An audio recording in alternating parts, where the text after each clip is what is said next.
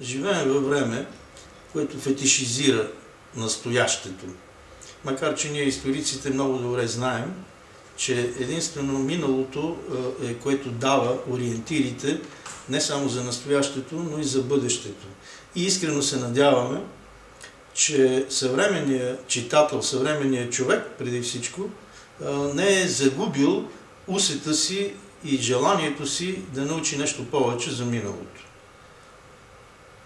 Темата Македония беше задълго забравена в българския обществен живот и едва през последните 30 на години отново се завърна, особено след политическите промени, които засегнаха региона и Европейския изток. Разпадането на Югославия създаде една наша нова съседка, независимата република Македония, и дори само този факт е достатъчен, за да възстанови интереса към тази сложна и драматична историческа проблематика. Тази книга не случайно е озаглавена "Раждането на една нова държава, Република Македония, между югославизма и национализма". Но тя би могла да се казва и Република Македония и България, история и политика. Избрах обаче първото заглавие, защото проблемите, които бяха натрупани в годините след Втората световна война и които по един или друг начин продължават да затормозяват развитието на нашите двустранни отношения, са свързани с много повече фактори, с цялото това наследство на съвременната македонска държавност, в която е силен този югославски комунистически пласт. Затова и много хора сега си задават въпроса доколко е безвъзвратна тази нагласа на съвременния македонизъм, доколко е силна тази убеденост, че съществува дистанция между българите в България и хората в Вардарска Македония. Аз имах честта и отговорността да бъда първия български посланник в Република Македония. В продължение на 9 години бях непосредствен свидетел на усилията, с които македонското настояще се мъчеше да превърне от оспорваното си минало аргумент за едно безоблачно бъдеще, и много добре знае, че не всички хора мислят така и че много от тях бързо се освобождават от постулатите на македонизма, от митовете, с които беше захранвана македонската представа за себе си.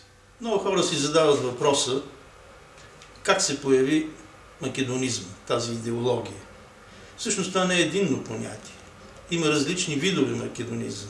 Има политически македонизъм, който е свързан именно с българското национално-освободително движение, и той всъщност не означава нищо друго, а излъчва представата, че влиятелните международни фактори няма да позволят единен живот на България и Македония, и затова те се стремяха към автономията. Има обаче успоредно създаван и антибългарски етнополитически македонизъм, който премина през различни фази, за да стигне сега, всъщност по времето на комунистическа Югославия, като официална идеология, доктрина и идентичност на на хората от Вардарска Македония.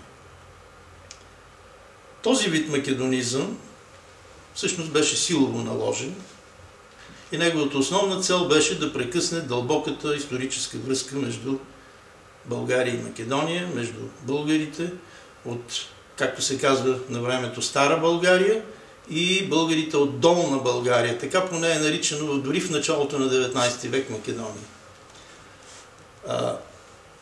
Всичко това беше наложено силово, за да се превърне постепенно в една доминираща представа на хората в сегашната Република Македония за себе си и за света. Една представа, която обаче е свързана не толкова с историческите реалности, а с една митология, която трябваше да създаде увереност, че Македония е решила свой въпрос и че именно тази новосъздадена държава е ядрото, което ще реши и бъдещето на цялата географска област Македония.